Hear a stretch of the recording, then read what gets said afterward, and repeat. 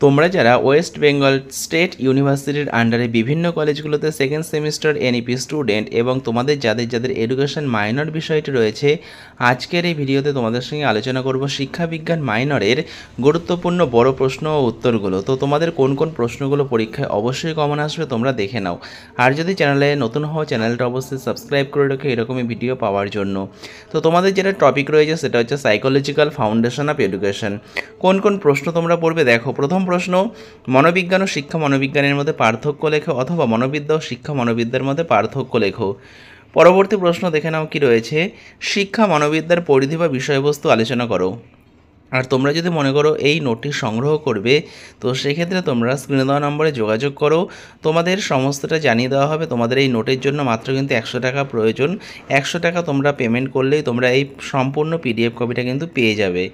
তো পরবর্তী প্রশ্ন, শিক্ষা মনোবিজ্ঞানের প্রকৃতি বা বৈশিষ্ট্য আলোচনা করো। এর মধ্যে যে প্রশ্ন উত্তরগুলো রয়েছে সেগুলো কিন্তু খুব সুন্দরভাবে রয়েছে এবং এর মধ্যে থেকে তোমরা পরীক্ষায় অবশ্যই কমন পাবে। তাই তোমরা যারা এই পেইড নোটটা সংগ্রহ করবে বলে মনে করছো, তোমরা স্ক্রিনে দেওয়া নম্বরে যোগাযোগ করতে পারো।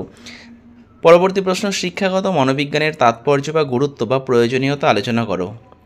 তো এই চ্যানেলে তোমাদের কিন্তু এইভাবেই সমস্ত নোট কিন্তু ধীরে ধীরে করে আপলোড করে দেওয়া হবে। তাই অবশ্যই কিন্তু চ্যানেলটা সাবস্ক্রাইব করে রেখো। আর তোমাদের কোন বিষয়ের সাজেশন প্রয়োজন তোমরা সেটা নিচে কমেন্ট করতে পারো, তোমাদের সেই বিষয়ের সাজেশন কিন্তু আপলোড করে দেওয়া হবে। পরবর্তী প্রশ্ন দেখে নাও, বৃদ্ধি ও বিকাশের মধ্যে পার্থক্য আলোচনা করো। তো তোমরা মনে করলো এই প্রশ্নগুলো খাতায় লিখে মুখস্থ করতে থাকো, তাহলেও তোমাদের হেল্প হয়ে যাবে। আর যারা এই নোটটা সংগ্রহ করবে বলে মনে করছো, তো সেক্ষেত্রে তোমাদের জন্য 100 টাকা পেমেন্ট করতে হবে। 100 টাকার বিনিময়ে তোমরা সমস্ত এই প্রশ্ন উত্তরগুলো পেয়ে যাবে। দেখো পরবর্তী প্রশ্ন, বৃদ্ধির সংজ্ঞা দাও, বৃদ্ধি প্রক্রিয়ার বৈশিষ্ট্যগুলি লেখো। তো এইভাবেই কিন্তু তোমাদের সমস্ত প্রশ্ন উত্তর এই চ্যানেলে আপলোড করা হবে। পরবর্তী প্রশ্ন, বিকাশ বলতে কী বোঝো, বিকাশের বৈশিষ্ট্যগুলি লেখো। আর যে প্রশ্নগুলো রয়েছে প্রত্যেকটা প্রশ্ন ভীষণ গুরুত্বপূর্ণ। পরবর্তী প্রশ্ন, মানব জনম বিকাশের স্তরগুলি আলোচনা করো। তো ভিডিওটা ভালো লাগলে ভিডিওটা অবশ্যই লাইক করে দেবে, চ্যানেলে নতুন হলে চ্যানেলটা সাবস্ক্রাইব করে রাখবে এই রকমই ভিডিও পাওয়ার জন্য।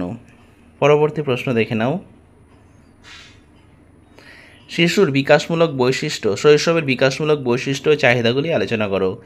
তোমাদের প্রশ্ন কিন্তু বিভিন্নভাবে ঘুরিয়ে ফিরিয়েও দিতে পারে। তো এই প্রশ্নগুলো পড়লেই কিন্তু তোমরা পরীক্ষায় সমস্ত উত্তর করে আসতে পারবে। পরবর্তী প্রশ্ন দেখে নাও, বাল্যকালের বিকাশগত বৈশিষ্ট্য আলোচনা করো।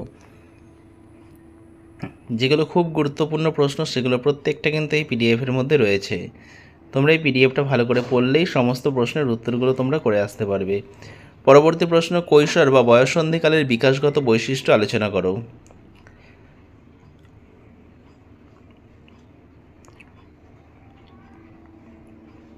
পরবর্তী প্রশ্ন, কোহলবর্গের নৈতিক শিক্ষার তত্ত্বটি আলোচনা করো। এই তত্ত্বের শিক্ষাগত তাৎপর্য কী?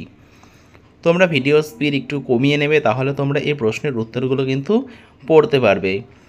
পরবর্তী প্রশ্ন, এরিকসনের মনোসামাজিক তত্ত্ব সম্পর্কে আলোচনা করো, তত্ত্বটির গুরুত্ব আলোচনা করো। কারণ যদি তাড়াতাড়ি তোমাদের সঙ্গে এটা শেয়ার না করা হয়, তো সেক্ষেত্রে কিন্তু তোমাদের ভিডিওটা অনেকটাই বড় হয়ে যাবে। এতে তোমরা কিন্তু ভিডিও স্পিডটা একটু কমিয়ে দেখবে, তাহলে তোমাদের এটা পড়তে সুবিধা হবে। পরবর্তী প্রশ্ন, যা পিয়াজেটের জ্ঞান বিকাশ তত্ত্বটি আলোচনা করো, শিক্ষাক্ষেত্রে এই তত্ত্বের গুরুত্ব আলোচনা করো। পরবর্তী প্রশ্ন, মনোযোগ কী, মনোযোগের প্রকারভেদগুলি আলোচনা করো। পরবর্তী প্রশ্ন, শিক্ষাক্ষেত্রে মনোযোগের নির্ধারক বা শর্তগুলি আলোচনা করো। পরেরটা, শিক্ষাক্ষেত্রে মনোযোগের গুরুত্ব বা ভূমিকা আলোচনা করো। এই প্রশ্নগুলো একটাও কিন্তু তোমরা বাদ দেবে না, ভালো করে তৈরি করবে। পরবর্তী প্রশ্ন, স্মৃতি কী, স্মৃতির উপাদানগুলির বিবরণ দাও, শিক্ষার্থীদের স্মৃতির উন্নতির ক্ষেত্রে শিক্ষকের ভূমিকা, বা কিভাবে কোনো বিষয়কে আমরা ভালো করে মনে রাখতে পারবো বা স্মৃতি কিভাবে উন্নত করতে পারবো। পরবর্তী প্রশ্ন, বিস্মৃতি বা বিস্মরণের কারণগুলি কী কী, বা ভুলে যাওয়ার কারণগুলি কী কী।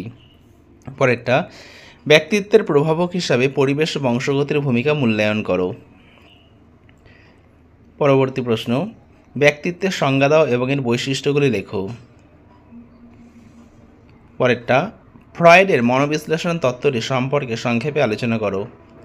মনোবিজ্ঞান কি, শিক্ষা ও মনোবিজ্ঞানের সম্পর্ক কী। শিশুর বিকাশের মূল নীতিগুলি লেখো। বৃদ্ধি ও বিকাশের নীতিগুলির তার শিক্ষাগত তাৎপর্য লেখো। তোমরা এই প্রশ্নগুলো পরীক্ষার জন্য পড়ো, এগুলোর মধ্যে থেকে অবশ্যই পরীক্ষায় কমন পেয়ে যাবে। আর যারা এই পেইড নোটটা সংগ্রহ করবে বলে মনে করছো, তোমরা স্ক্রিনে দেওয়া নম্বরে যোগাযোগ করো। তো ভিডিওটা ভালো লাগলে ভিডিওটা অবশ্যই লাইক করবে, চ্যানেলে নতুন হলে চ্যানেলটা সাবস্ক্রাইব করে রাখবে এরকমই ভিডিও পাওয়ার জন্য। আর ভিডিওটা শেষ পর্যন্ত দেখার জন্য তোমাদের অসংখ্য ধন্যবাদ।